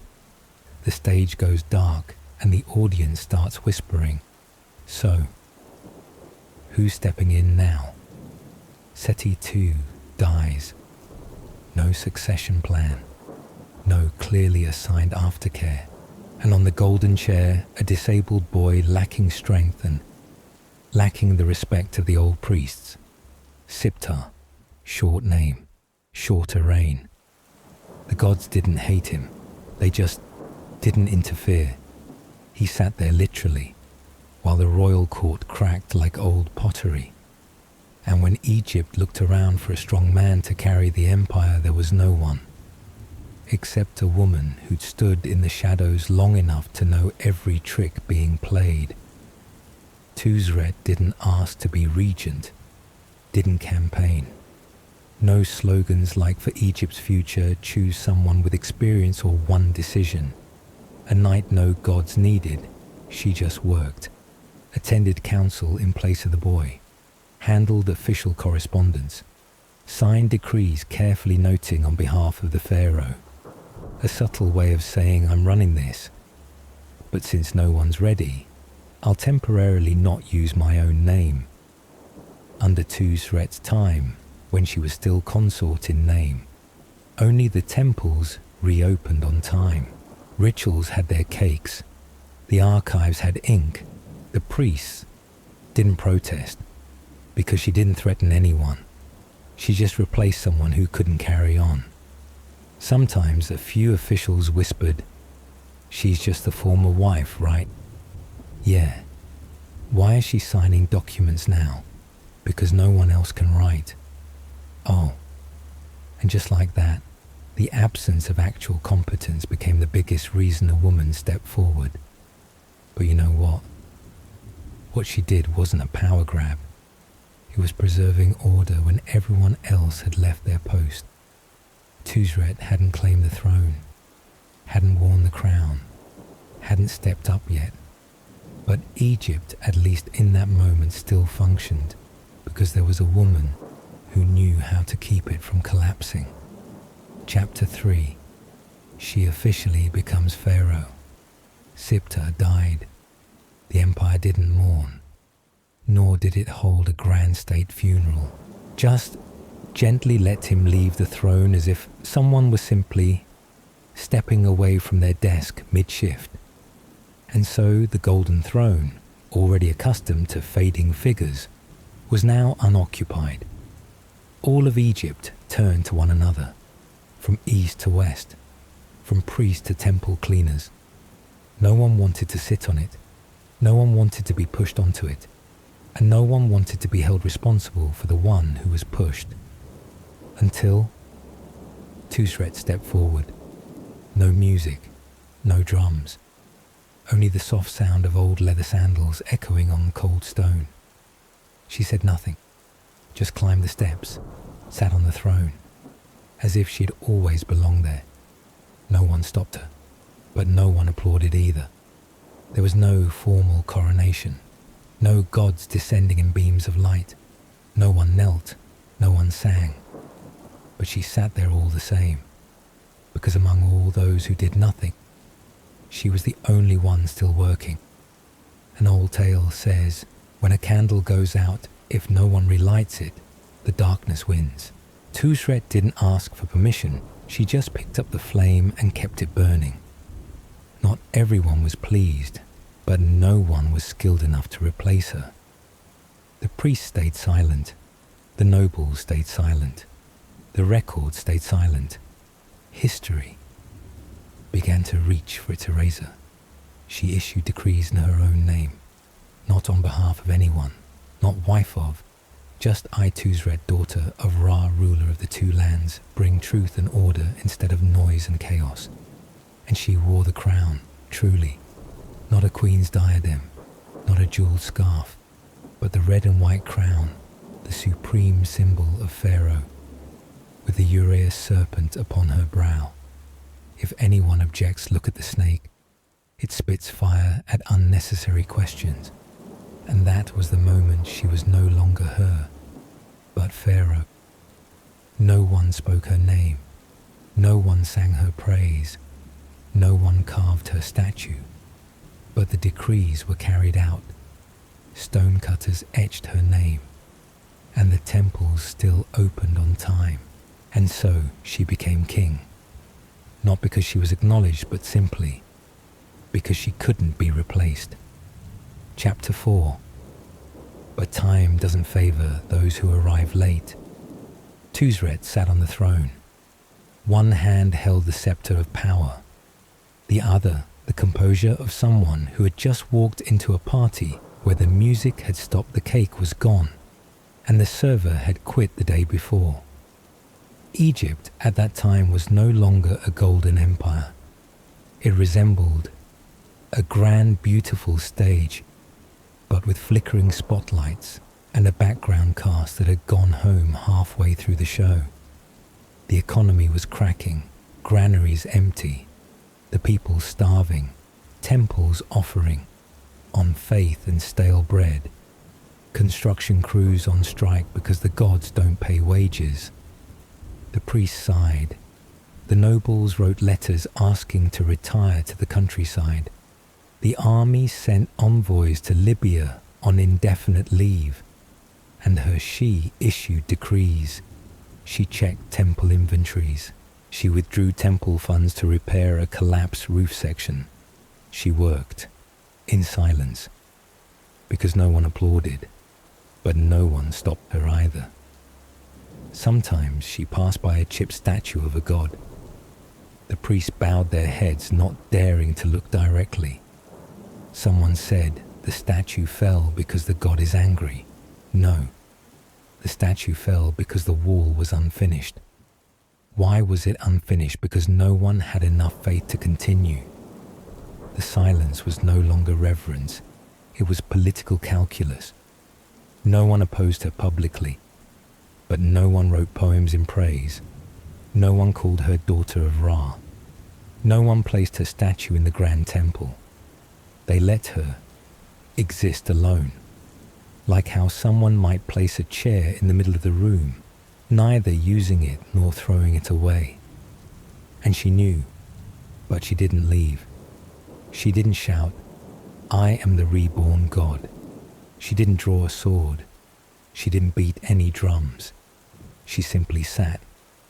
Running a kingdom everyone was ready to abandon, as if by patiently holding on a little longer, someone might return. Spoiler: no one returned. And so, she began building herself a tomb, not because she was dying, but because she knew she wouldn't be allowed to die like a normal king. They wouldn't bury her with titles, so she would carve them on the walls in advance. Whoever comes later, let them chisel it away. But stone will remember who wrote first. Chapter 5. KV-14. A tomb for a female pharaoh, but not for resting. Anyone who ruled Egypt, even for just one flood season, must have a tomb. That's an unspoken law, not to die, but to be remembered after having no more chance to defend oneself. And since Tusret wasn't sure she'd be placed in an official royal tomb, she built one for herself. Didn't wait for anyone to suggest it. Didn't need a priestly council vote. She chose the stone she commanded, located in the Valley of the Kings, a place reserved only for those deemed worthy of burial. Tusret chose a spot with a beautiful view, solid stone, a gentle breeze and sunlight that pierced through the tomb crack every morning at exactly 6:14, like Ra's divine clock. The tomb had a corridor as long as her hidden reign, murals of her entering the afterlife, meeting Maat passing the scale of judgment, then being guided by goddess Isis to a place where no one needed permission to exist. On the walls, she had her name carved, large, clear, repeated: Tusret, daughter of Ra. Tusret, female pharaoh of the two lands. Tusret, she who governed when all else fell silent, as if she knew sooner or later someone would come to chisel it away. But if carved deep enough, the stone would still retain the ripple. And then someone did come. Not for a funeral, not for a statue of honor. It was Setnacht, another man, a general, ambitious and in search of a final resting spot. Setnacht saw KV-14 as beautiful, deep, cool, and full of comforts for eternity. And since politics had no rules saying first builder keeps it, he entered, claimed it, called the tomb his own. No apology, no note, just chiseled out Tusret's name and carved his over it. The stoneworker hired to erase the name later recalled, "I was just doing my job," but every strike sounded like biting into my own soul, because I knew I was erasing a prayer no one else dared speak. Her name was removed from the walls. Her face in the paintings was painted over with the image of someone else. The cartouche, the royal name frame, was split in two. Half still held a title, the other was silence. Tusret was never buried in KV-14. No official ceremony. No one helped her soul cross the Duat. But strangely enough, though her name was scraped away, later generations still found the half-finished chisel marks, the lingering carvings, like a whisper not yet swallowed. It was no longer a tomb. It was a declaration buried in the earth. Chapter 6. Her quiet collapse. Tusret did not fail. She did not make grave political mistakes. She did not betray the gods. She did not burn temples. She did not love the wrong man. She just stayed too long in an empire that was already ready to forget it ever needed her. No rebellion, no blood. No one overthrew her. There were only people leaving the meeting early. People who didn't reply to letters. Priests who chose to stare into nothingness when her name was mentioned. Her downfall did not come like thunder. It came like an oil lamp running low with no one pouring in more oil. No one put it out, but no one preserved it either. She still sat there, but there was no one left to listen. One day she walked into the council chamber. No one waiting. No more reports. No one asking your majesty, "What do you think?" Only a fan blade paused mid-spin, a statue tilting its head, and a sigh unsure whether it came from the wind or a human heart. And then she understood. No ceremony needed, no announcement. No one dismissed her. She stood up, left the throne, and didn't look back. No farewell, no record. In the royal registry, a blank was left between Siptah and Setnacht, as if Tusret was merely a breath between two male names. Some texts call her reign a time of disorder. Why? Because a woman ruled, or because no one wanted to admit she had once kept things from falling? Tuzret had no private tomb. KV-14 taken. Her tomb, name chiseled out. Her statues, unclear if they ever stood. And the documents, the final lines written about her, had no lines at all. But you know what? Not every ending needs an explosion. Some people exit history as if they never appeared, but the stone still remembers. A chiseled name still leaves a ridge. A name erased still appears when light hits just right. And a person like her did not live to be honored, but lived to hold an empire together for a few more years. That's something no one dares to write, but no one can deny. Queen Tuzret, the last woman to wear the crown, but not to write the final line. Queen Tuzret, or Tozret, also known by her royal name Sitre Meriamun, meaning daughter of Ray-beloved of Amun, was the last known ruler and final pharaoh of the 19th dynasty. Theodore Davis discovered the queen and her husband through jewelry found in tomb KV-56 in the Valley of the Kings. That tomb also contained items bearing the name of Rameses Sekou. Tuzret's tomb KV-14, also in the Valley of the Kings, was first started during the reign of Seti II. It was later expanded to become the deepest royal tomb in the valley, while Tuzret's sarcophagus was reused by Amenhotep in KV-13. Statues of her have been found in Heliopolis and Thebes. Her name has also been found in Abydos, Hermopolis, Memphis, and in Nubia. Some names enter history with fanfare. Some names are carved in gold. Some are cursed until the 34th generation. And some names, like Tuzret, are just scratches in stone unacknowledged but never fully erased.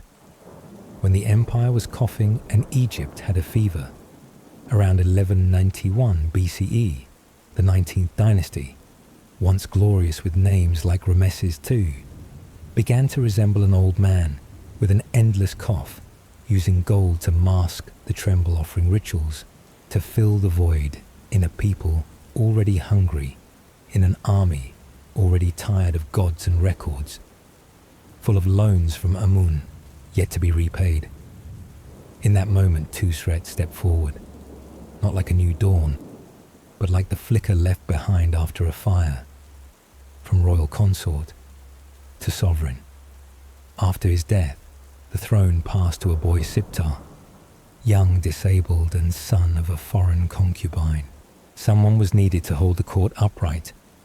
No one wanted to call it a female regency, so she stepped in without permission.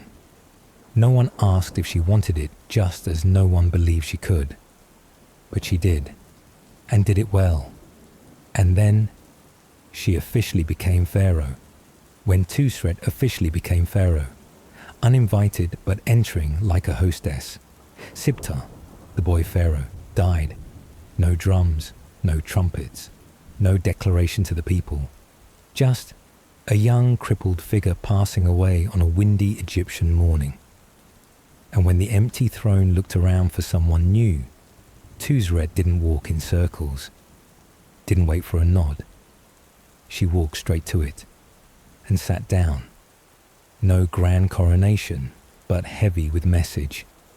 No chronicle recorded her coronation in detail. Perhaps no one dared write it, or the scribe was replaced after muttering, "A woman sitting there."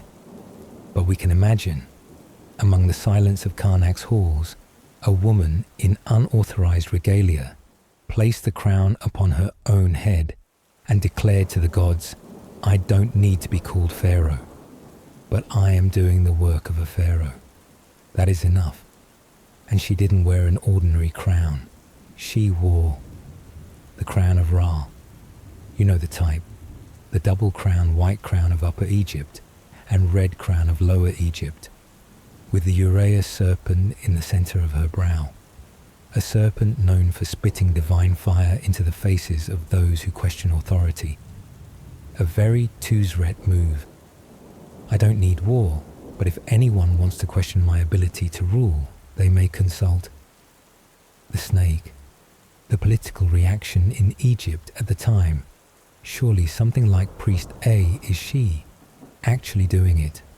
Priest B,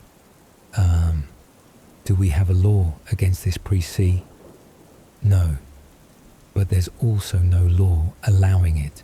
Priest D, well then, let's just see if she actually does anything. Spoiler, she did, and did it quite well. Her name began to appear everywhere as a true pharaoh. No more royal wife, no more consort of, no more senior lady assisting a juvenile ruler. On Stele, she was daughter of Ra keeper, of Ma'at mistress of the two kingdoms, ruler with the wisdom and light of the gods. Yes, a bit long, but compared to the widow holding the seat temporarily, it's a major upgrade. And she didn't just sit there posing. She actually ruled. She expanded Tomb KV-14, larger and deeper than that of some earlier pharaohs. She issued decrees in her own name, not appended to her husband's. She rewarded, punished, and managed temples like a proper king. Except she didn't wear a fake beard, or if she did, she hid it very well. But like every strong woman in ancient history, she was softly erased after she died or was overthrown, depending on the text. Her name was chiseled off some stele. Chroniclers quietly revised the record, and there was a somewhat chaotic period at the end of the 19th dynasty. Almost no one ruled. A polite way of saying, we don't want to admit a woman did a better job than we expected. She didn't ask, but she did. No one handed her the scepter.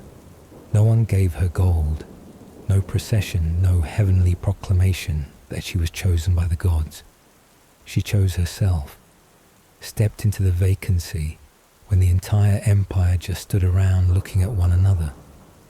If tonight you're feeling like life is a bit like ancient Egypt, a lot of chaos, a lot of people avoiding decisions, a lot of temporary roles that no one dares to truly fill.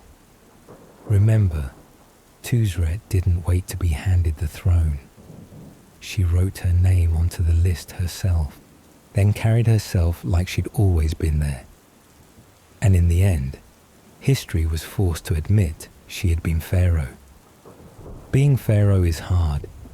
Being a female pharaoh is harder. But being the last female pharaoh of a dying dynasty is, sorry Tuzret, you deserve a statue just to sigh in front of. Egypt at that time was no longer a golden empire. By the time Tuzret took the throne, Egypt was no longer the all-powerful, political, spiritual, architectural machine of the Mediterranean. It was more like an aging Joss paper shop, shiny with incense on the outside, but inside short-staffed, running out of materials and full of regulars asking to put things on tab. Grain reserves were low. Ritual offerings were scarce. The gods were suspiciously silent.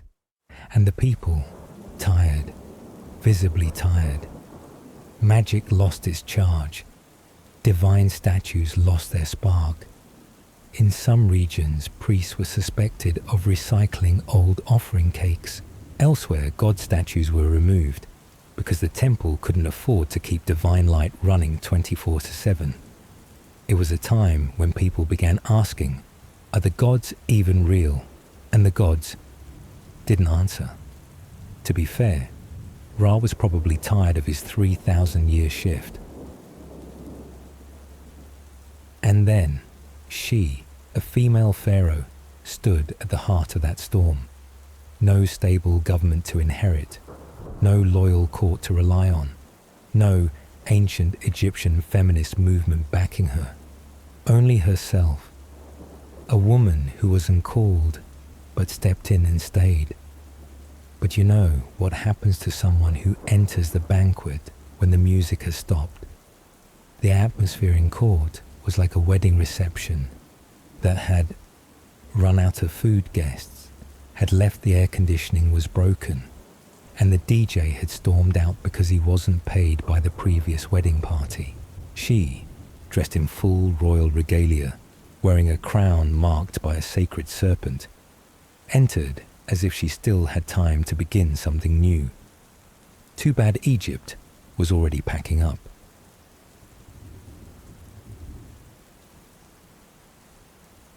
The priest didn't oppose her, but they didn't stand beside her either. They didn't say she shouldn't rule. They just looked at each other, coughed lightly and quietly, did nothing. A very Egyptian form of protest coordinated silence, and the nobles, they began, turning their faces to someone new. A man named Setnat, a general strong, thoroughly masculine praised in some southern regions as the savior of order. Sounds like a campaign poster you've seen before. And while Tuzret kept trying to govern history, was already rewriting its draft without her. And so, one day she vanished. No clear record, no account of her funeral, no carved tombstone eulogy. Her name faded like sand swept by wind. On stelae that once bore her name, some were chiseled away, some painted over, some left blank. A silence no one dared call a loss. But you know what's sadder than being opposed? Being unopposed because no one thought you were worth it. Tuzret was not deposed in blood, but by a silence cold enough to make your spine shiver.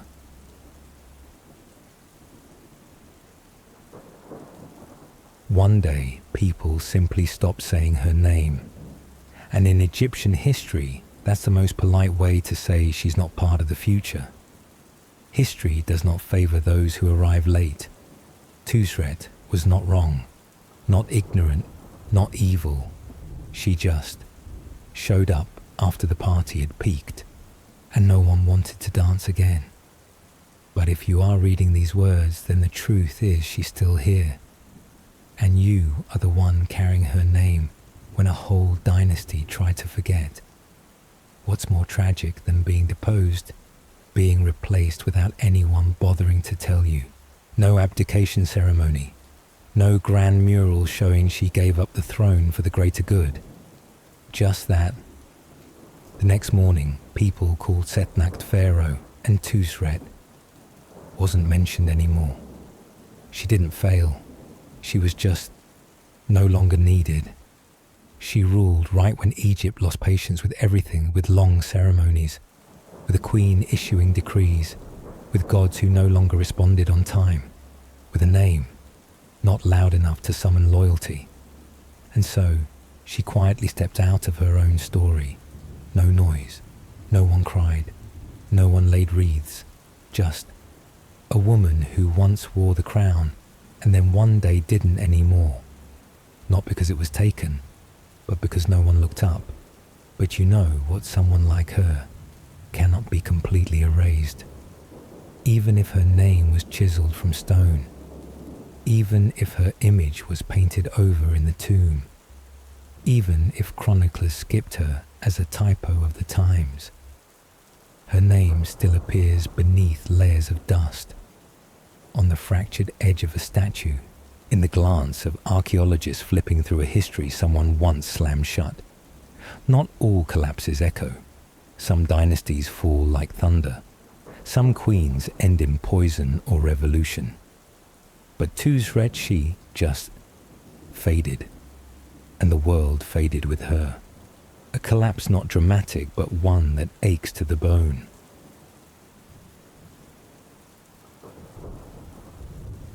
If you're still listening in the middle of the night, and you feel like you too tried to do the right thing, but faded away without anyone noticing, remember Tuzret was like that too. And she didn't need applause for her ending, because she was strong enough to step forward even knowing no one would stay behind.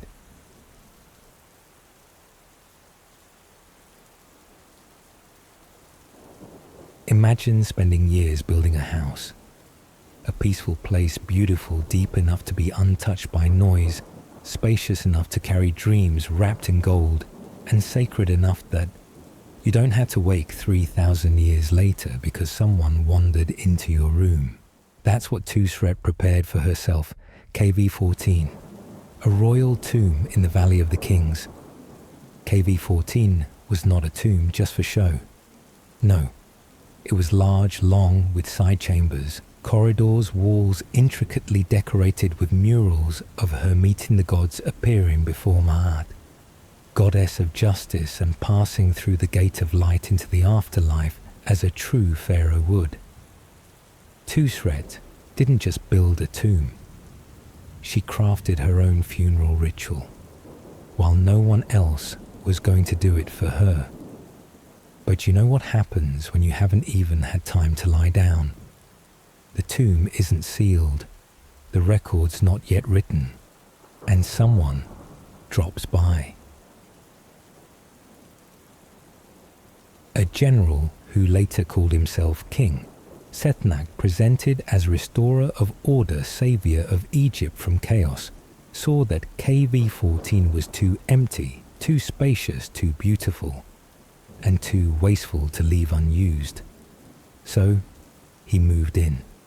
No deposit, no contract, no permission, and thus KV-14 became a tomb for two. Modern scholars call it a shared tomb, but let's be honest, this was the ancient version of someone using your Netflix profile without asking. Murals made for Tusret were chiseled away.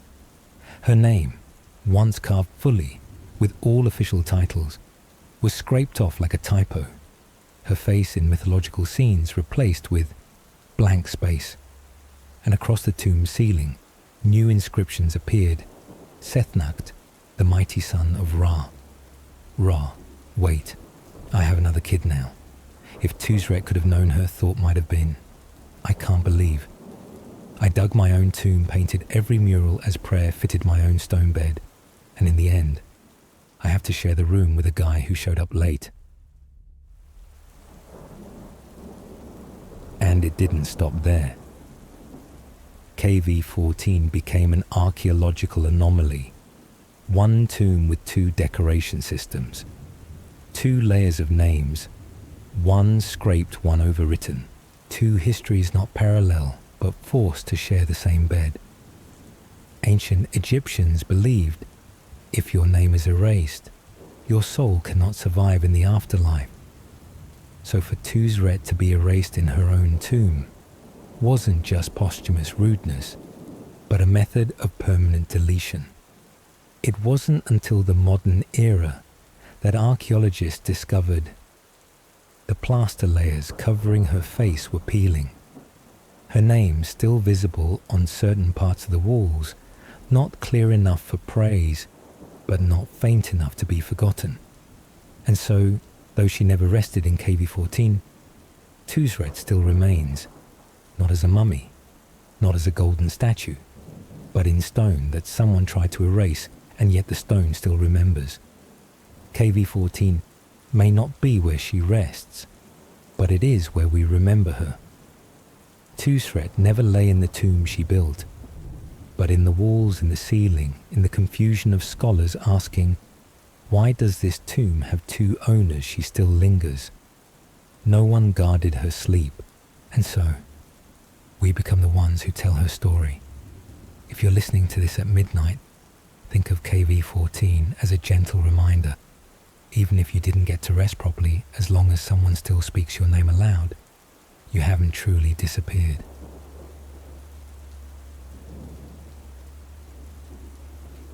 The strange resurrection of Tusret in modern archaeology. Here's something you should know. In the world of ancient Egypt, if your name was erased from stone, you were erased from the afterlife. No name, no existence, no existence, no passage through Duat, no eternal feast with Ra. And Tusret, her name had almost vanished from every stone inscription. But the problem is modern archaeologists are obsessed with erased names. In 1905, when Ernesto Schiaparelli and later Hartwig Altenmüller began studying KV-14, they expected to find artifacts related to Setnacht, the restorer of order, brilliant strategist, final tomb occupant. But then, they noticed odd chisel marks, inscriptions that didn't match, partial depictions of a woman's face curiously present in a king's tomb, places where Tuzret's name had been removed, but incompletely. From someone might have been here, to she was definitely here.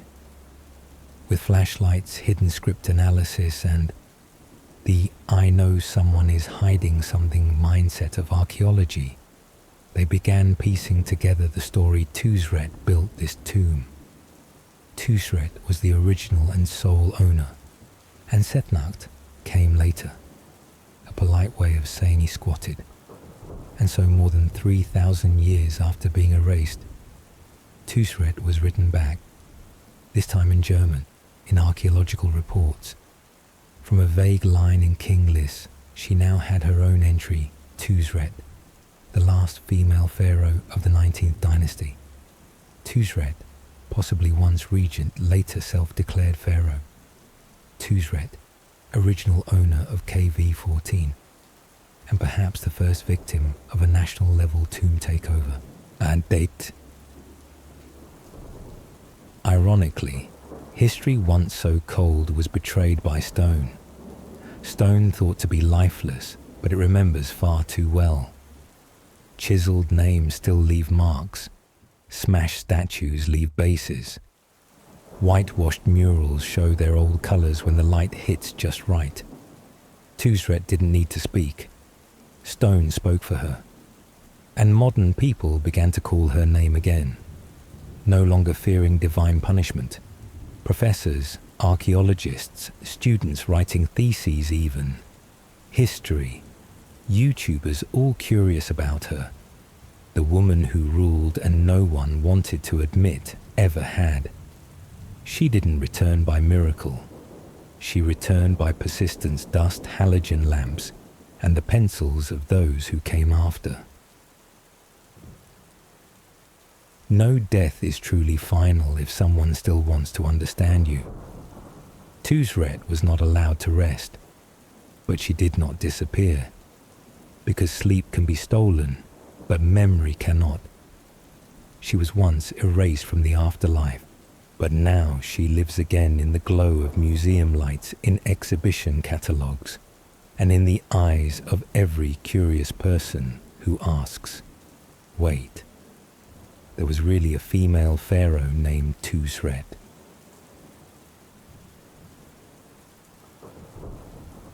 Don't worry if your story hasn't yet been told correctly. Maybe you're just waiting for the right hand with the right light to find your name beneath the chisel marks.